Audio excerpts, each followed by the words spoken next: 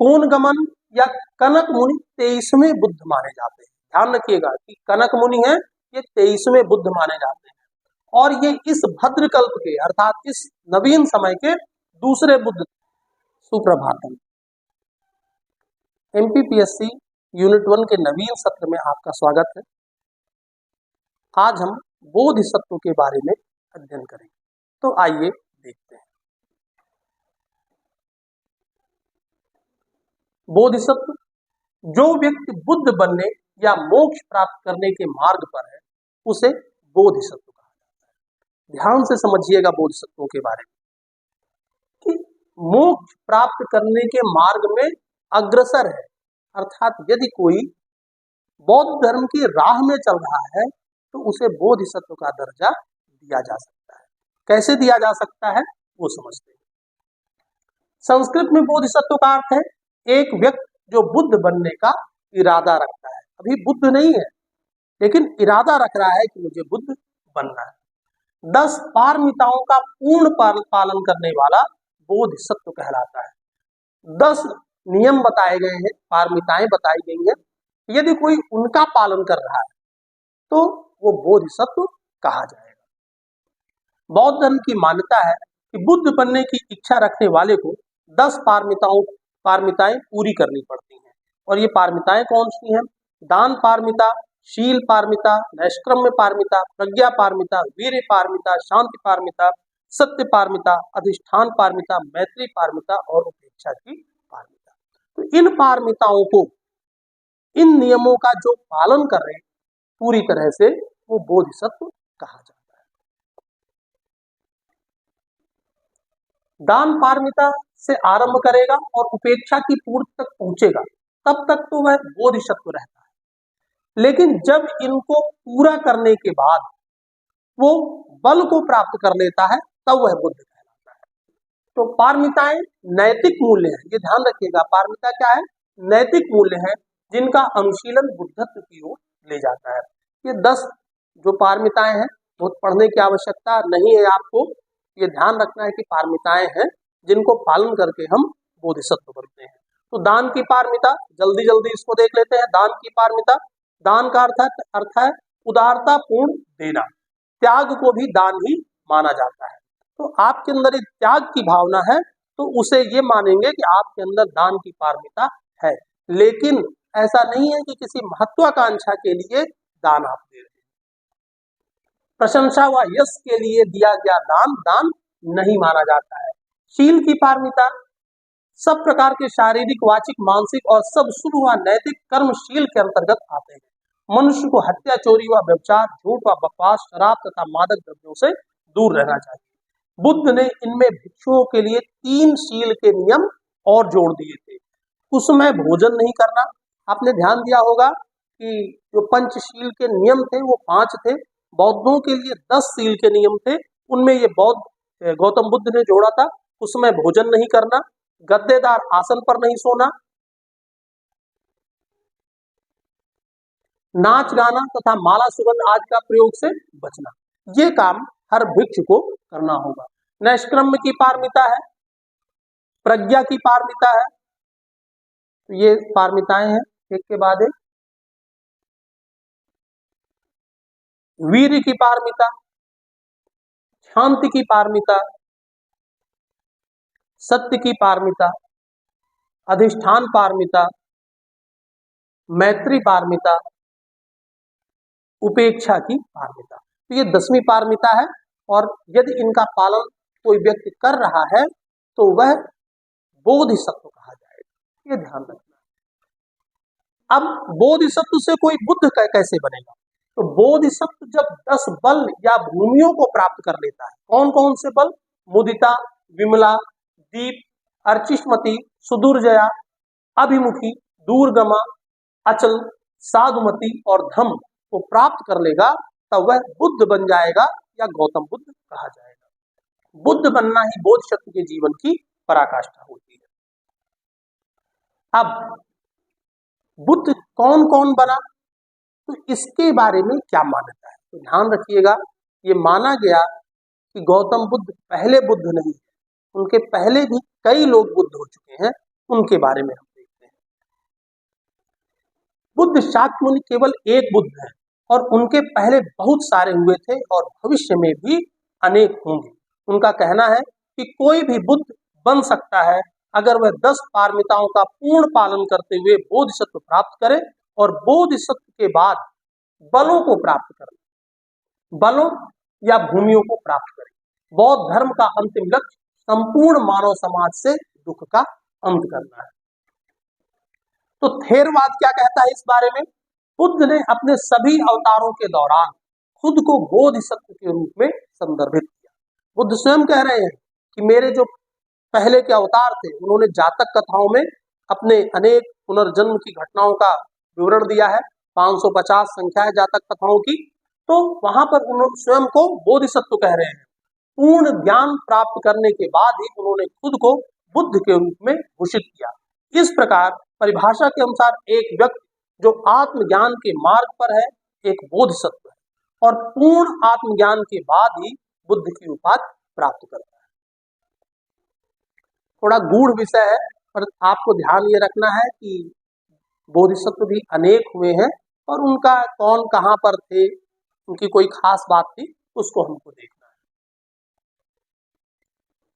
तो ये महायान स्कूल है वो भी यही कह रहा है कि कोई भी व्यक्ति जो आत्मज्ञान और बुद्धत्व प्राप्त करने का इरादा रखता है वह बोधिसत्व कहलाता है। 28 बुद्ध बताए गए का हिस्सा है। बुद्ध वंश ग्रंथ है, सूत्र पिटक का हिस्सा है। उसमें बहुत जितने दूसरे बुद्ध हुए उनका वर्णन किया गया है। तो 28 बुद्ध बताए गए। सबसे पहले बुद्ध का नाम तहंकर बुद्ध था। तो ध्यान रखिएगा, तहंकर बुद्ध पहले बुद्ध हुए थे, ऐसा बौद्ध ग्रंथ में वर्णित है, ये ध्यान रखना है। फिर इसके बाद अनेक बुद्ध हुए, मेघंकर, सरंकर, दीपंकर, कोंडन, मंगला, सुमना, रेवता, शोभिता, अनोमदासी, पद्मा, नारद, पदुमतारा, सुमेघा, सुजाता, प्रियदर्शी, अट्टदर्शी, धम्मदर्शी, सिद्धतिस, विपास, शिखा, वेशभू, ये सब बुद्धों के नाम हैं। ककुसंध बुद्ध, कोनागमन बुद्ध, कस्पा बुद्ध और गौतम बुद्ध, ये जो अंतिम के जो बुद्ध हैं ये इसी नवीन भद्रकल्प के माने गए। तो ये प्रमुख है। कोनगमन या कनक मुनि 23वें बुद्ध माने जाते हैं। ध्यान रखिएगा कि कनक मुनि है ये 23वें बुद्ध माने जाते हैं और ये इस भद्रकल्प के अर्थात इस नवीन समय के दूसरे बुद्ध थे। पहले कौन थे? ककुसंध। थेरवादी बौद्ध परंपरा क्या मानती है कि ककुसंध 29 नामित बुद्धों में से 25वें बुद्ध थे। पुरातन काल के 7 बुद्धों में से चौथा और वर्तमान कल्प के 5 बुद्धों में से पहले है। तो ध्यान रखिएगा, वर्तमान कल्प के प्रथम बुद्ध ककुसंध और मैत्रेय इसके आखिरी बुद्ध होंगे। वर्तमान कल्प को, भद्रकल्प को शुभ कल्प कहा जाता है। इस वर्तमान कल्प के 5 बुद्ध हैं, ककुसंध, कोनागमन या कनक मुनि, कश्यप या कस्पा, गौतम जिन्हें गौतम बुद्ध जिनका इसके पहले के लेक्चर में हम लोगों ने अध्ययन किया, और मैत्रेय। मैत्रेय 5वें और भावी बुद्ध हैं। ये ध्यान में आपको रखना है कि मैत्रेय भावी बुद्ध के रूप में माने गए। कनक मुनि गौतम बुद्ध के पूर्ववर्ती बुद्ध हैं और इनका नाम कनक मुनि इसलिए रखा गया कि ऐसा माना गया कि इनके जन्म के समय जम्बू द्वीप में सुवर्ण की वर्षा हुई थी। प्राचीन बौद्ध साहित्य में गौतम बुद्ध के 6 पूर्ववर्ती बुद्धों तथा तथागत में इनका उल्लेख मिलता है और इन्हें प्रागैतिहासिक युग का माना जाता है। गौतम बुद्ध के आविर्भाव के विषय में कनक मुनि ने भविष्यवाणी की थी और इन्होंने बताया था कि आगे चल के गौतम बुद्ध पैदा होंगे। महावस्तु, कर्म विभंग, आज कुछ ग्रंथों में इनका कोनाक मुनि अथवा कोनाकमन के नाम से भी उल्लेख किया गया है। मेजर फोर्ब्स ये इतिहास के शोधार्थी रहे हैं। इन्होंने गौतम बुद्ध के पूर्ववर्ती 3 बुद्धों का काल निर्धारण किया है और इन्होंने बताया कि ककुसंध 3101 ईसा पूर्व हुए थे।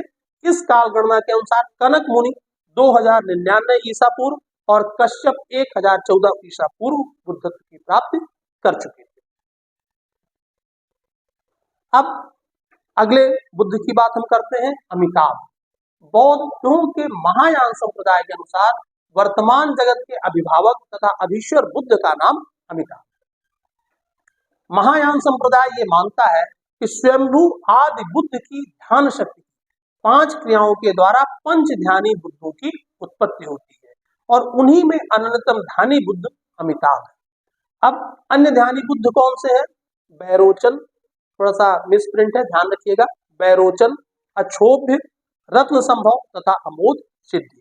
तो ये पंच ध्यानी बुद्ध है, इनका नाम आपको ध्यान रखना है, अमिताभ उनमें से पहले। आदि बुद्ध के समान इनके भी मंदिर नेपाल में मिलते हैं। बौद्धों के अनुसार 3 जगत नष्ट हो चुके हैं और आजकल 4th जगत चल रहा है। अमिताभ ही इस वर्तमान जगत के विशिष्ट बुद्ध हैं। ये ध्यान रखिएगा, इस वर्तमान जगत के विशिष्ट बुद्ध किसे माना गया है? अमिताभ को माना गया है। अमिताभ का शाब्दिक अर्थ है अनंत प्रकाश से संपन्न देव। उनको यश असो आभा अमिता कहा गया और ये माना गया कि ये स्वर्ग लोक के पश्चिम में अधिष्ठित है और सुखावती नामक एक स्वर्ग में रहते हैं। जापान में अमिताभ को उनके जापानी नाम अमिदो से जाना जाता है और अमिदो नाम से वे जापान में विख्यात है। अन्य बोधिसत्वों की चर्चा कर लेते हैं। अवलोकितेश्वर करुणा के बोधिसत्व हैं, इसे ग्वानिन के नाम से भी जाना जाता है। आप ये ध्यान रखिएगा, अवलोकितेश्वर हैं, करुणा के बुद्ध हैं। ये कुछ चीजें हैं जो चाइनीज और जैपनीज में लिखी हुई मिलती हैं, उनको भी हम यहाँ पर देख रहे हैं। अवलोकितेश्वर को एक महिला के रूप में भी चित्रित किया जाता है। ये प्रश्न पूछा जा सकता है कि महिला के रूप में वर्णित बोधिसत्व कौन से हैं, तो नाम आएगा अवलोकितेश्वर का आएगा। हाथ में ये कमल लिए हुए हैं, ये अपने को ध्यान में रखना है। कमल यहाँ पर विशेष बताया गया है और ये ऐसे बोधिसत्व हैं जो प्रार्थनाओं और रोने को सुनने में सक्षम है और आवश्यक सहायता प्रदान करके उनकी सहायता करते हैं। इसके कई रूपों में से पद्मपाणि लोकेश्वर सबसे लोकप्रिय है। पद्मपाणि हाथ में पद्म लिए हुए, हाथ में कमल लिए हुए। अवलोकितेश्वर बौद्ध धर्म की महायान शाखा के सबसे लोकप्रिय आराध्य देव है और ऐसा कहा जाता है कि अवलोकितेश्वर अपनी असीम करुणा में कोई भी रूप धारण करके किसी दुखी प्राणी की सहायता के लिए आ सकते हैं। ऐसा ये बहुत सारी चीजें हैं, गूढ़ बातें लिखी हुई हैं, तो अपने को अवलोकितेश्वर पे ध्यान रखना है। महिला के रूप में चित्रित है, करुणा के देव हैं, इन बातों को अपन ध्यान में रखें। अवलोकित एक संस्कृत शब्द है जिसका अर्थ होता है दृष्टा और ईश्वर या स्वामी। चीनी भाषा में कुआन हिन, जापानी भाषा में कंडोन असीमित करुणा और दया के बोधिसत्व के रूप में वर्णित किया गया है। तो ये पूरे दुनिया भर में इनको मान्यता दी गई है, ये एक प्रमुख बोधिसत्व है और इनको अलग अलग रूपों से भी इनकी व्याख्या की गई है। तिब्बत में चन्ने जिंग और मंगोलिया में निदुबेर उजेगिक के रूप में इन्हें माना जाता है। थाईलैंड और हिंद चीन में लोकेश्वर नाम इनको दिया गया है। बुद्ध के अवतार माना गया है इनको कि ये अवलोकितेश्वर स्वयंभू शाश्वत बुद्ध अमिताभ के अवतार है, इन्हें अमिताभ का अवतार माना गया है। ऐतिहासिक गौतम बुद्ध के प्रस्थान और भावी बुद्ध मैत्रेय के प्रकट होने के मध्य काल में विश्व कल्याण करने वाले बोधिसत्व अवलोकितेश्वर है। तो ध्यान रखिएगा कि 2 बौद्धों के बीच का बोधिसत्व किसे माना जा रहा है, तो गौतम बुद्ध और मैत्रेय के बीच में कौन है? अवलोकितेश्वर है, जो कि एक बोधिसत्व है। ये हमको ध्यान में रखना है। नौका दुर्घटना, अग्नि, हत्यारों, डकैतों, वन्य जीवों से रक्षा करते हैं, ऐसा एक किंवदंतियां कई इनके बारे में है। एक किंवदंती है कि एक बार उनका शीश विश्व में अब तक अनुधारितों की संख्या जानकर दुख से खंडित हो गया था, 1000 टुकड़ों में बट गया था। अमिताभ बुद्ध ने प्रत्येक टुकड़े को एक अलग पूरा सिर बना दिया और उन्हें 3-3 के 3 स्तरों पर रखकर 10वें टुकड़ों को सबसे ऊपर रखा। इन सब के ऊपर उन्होंने अपनी प्रतिकृति को रखा और कभी कभी 11 सिर के अवलोकितेश्वर को 1000 भुजाओं के साथ दिखाया जाता है। भुजाएं मोर पंख के रूप में फैली हुई बताई जाती है। तो ये ध्यान रखिएगा कि 1000 सिर वाला देव कौन सा है, तो अवलोकितेश्वर है। इनकी सहचरी देवी तारा है। ध्यान रखिएगा, वज्रयान में तारा देवी को बहुत महत्वपूर्ण माना गया है तो अवलोकितेश्वर की सहचरी कौन है? तारा। बोधिसत्व का तिब्बत में प्रवेश 7वीं शताब्दी में हुआ। 7वीं शताब्दी में बोधिसत्व का कॉन्सेप्ट तिब्बत में भी पहुंच जाता है और लामाओं में ये जल्दी ही लोकप्रिय हो गए और प्रत्येक दलाई लामा में बार बार पुनर्अवतरित होते हैं, ऐसा माना जाता है। तो ध्यान रखिएगा कि दलाई लामा भी किसके अवतार माने जा रहे हैं? अवलोकितेश्वर के माने जा रहे हैं। जापान में संभवतः कोरिया से होकर बोधिसत्व की अवधारणा पहुंच रही होती है और 7 प्रमुख स्वरूप इनके सामने आते हैं। 7 रूपों में मान लिया जाता है। शोकन्नोन सबसे सरल स्वरूप है। यहाँ पर शेंजू कन्नोन प्रमुख है, 1000 भुजाओं वाले बोधिसत्व के रूप में है। वही जहाँ अवलोकितेश्वर को हमने देखा कि अमिताभ ने उनके सिरों को अलग अलग कर दिया था, तो यहाँ पर ये 1000 भुजाओं वाला बोधिसत्व शेंजू कन्नोन को माना गया है। तो ध्यान रखिएगा, ये बोधिसत्वों की जानकारी है।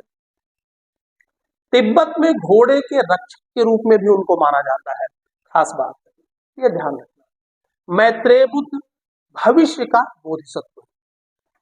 अब आप कहेंगे कि भाई इनको कह रहे हैं कि भावी बुद्ध है, तो भावी बुद्ध है लेकिन पहले तो बोधिसत्व बनेंगे, 10 पारमिताओं का पालन करेंगे तो बोधिसत्व कहे जाएंगे और उसके बाद बल को प्राप्त करेंगे, मुदिता, अर्चिता, इनको प्राप्त करेंगे, तब 10 बल प्राप्त कर लेंगे, तब वे बुद्ध कहे जाएंगे। तो भावी बुद्ध के रूप में किसको माना गया? मैत्रेय को माना गया। इन्हीं का प्रतिनिधित्व लाफिंग बुद्धा है। तो ध्यान रखिएगा, लाफिंग बुद्धा कौन है? मैत्रेय है, ये बात ध्यान रखिएगा।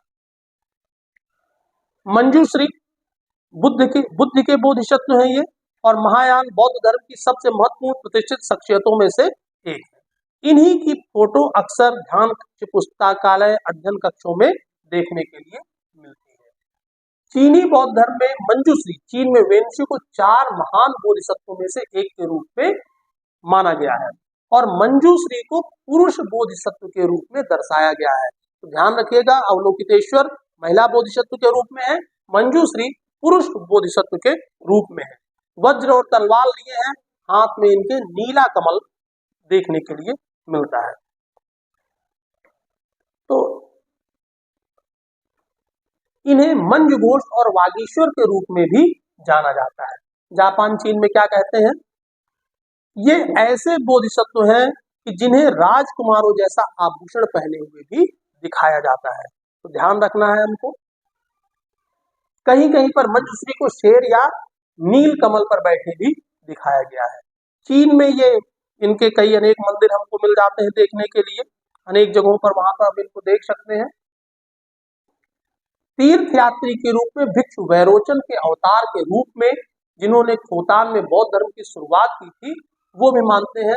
और तिब्बती सुधारक आचसा के रूप में चीन के सम्राट के रूप में भी इन्हें माना जाता है।